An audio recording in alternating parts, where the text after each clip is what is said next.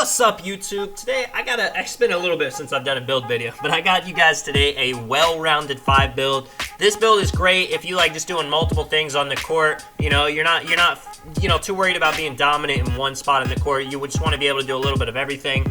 Now, what you want to go with to start off this build is you're going to go with the pure playmaking pie chart. It is, of course, you guys, by now you know where it is, but it's kind of towards the bottom. It's the mostly yellow. Now, choosing this chart, what it does, you guys know, like at guard, when you choose the pure playmaking chart, it kind of makes you well-rounded. You can finish, you can play make, you can shoot, and you can play defense. And that's really what it's going to give you at center. It's going to give you something a lot of centers aren't going to have, and that's going to be a speed. With this build, you'll actually have the ball handling chops to be able to do moves that they couldn't do, getting extra dribble moves other centers can't get. And it's also going to give you the ability to get other takeovers that a lot of big men don't get.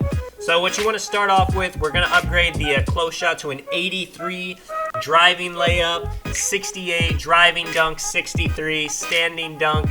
We're going to do that some. You can't go too high on the close shot or it changes the name. That's why I got it at 83, and the standing dunk, you can go all the way up to 77.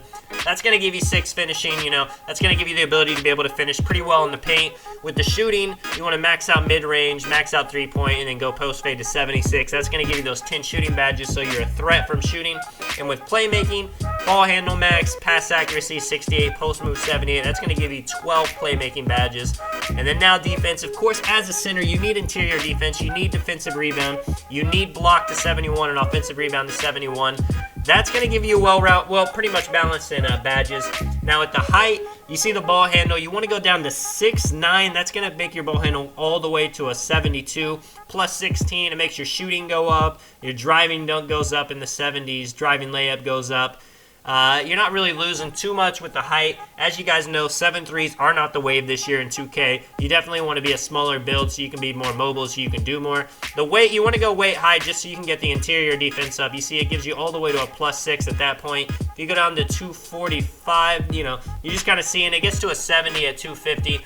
That's really a good way to have it. If you want to be lighter, if you have a little bit more acceleration, that's how I recommend to do it with the wingspan. Of course, the max, you're 6'9", you don't want to have like baby arms. If you go up all the way to max, that makes it only makes your shooting go down a little bit, but you still want to have the high shooting so you can just pop anytime. So just go and keep it at default. Now here's the takeover stuff. You could have slashing, glass, post, or shot creating. You want to go shot creating with this build. Now, I'm going to let you guys know why. Well-rounded 5 is the name. DeAndre Ayton, Montrezl Harrell, Wendell Carter Jr. Some weird comparisons. I wouldn't really say this build's like any of them, but, it's what 2K does with the comparisons. Now, like I was saying, with shot creating takeover, if you choose that, you're going to be able to pretty much speed boost and takeover. Now, what I was showing you guys, if you want to lower the wingspan so your ball control's higher so you can speed boost, more consistently with the shot creating takeover, you can do that. I wouldn't recommend that now just because with the big behind the back out, what do you really want 86 ball control for? You're still going to be able to be super quick with just a quick first step Hall of Fame. So I would definitely recommend having a wingspan a little bit higher. That's just why I went back right there to show you guys that real quick. Now let's just take a look at the build. 6 finishing, 10 shooting, 12 playmaking, and 9 defensive. Just 40 badges, pretty much all kind of balanced out. Speed 78, strength 82. You got a 70 interior defense, 81 rebound. It's just everything you need to be a well-balanced player on the field.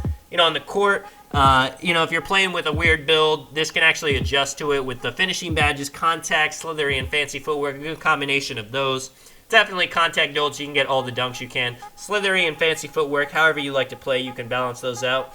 With the shooting, quick draw, range extender, of course, shoot fast, shoot far, and then I would say hot zone hunter and maybe green machine bronze if you're the main ball handler. Of course, if you're playing as a big man, if you're playing as like a spot up with somebody else, you could put some catch and shoot on, corner specialist on to help you out. Even clutch shooter, just when they have to dime you and it's tough, 19 to 19, you want to be able to hit that shot. With the playmaking badges, quick first step, handles for days. You got the pro dribble move, so you could really be the main ball handler. Of course, if you're not playing as the main ball handler, you don't need handles for days Hall of Fame. And quick first step, you could lower to kind of get some dimers, some floor general for your teammates. That's all based on you. If you're playing as the main ball handler, this is how I would do it. Unpluckable, bailout, have some space creator, especially when you get the shot creating takeover. It's going to be able to drop people like crazy. Needle threader is always nice. You guys know how it is with the playmaking badges. And this is also good if you're playing with like a shooting center. You can have that dimer Hall of Fame.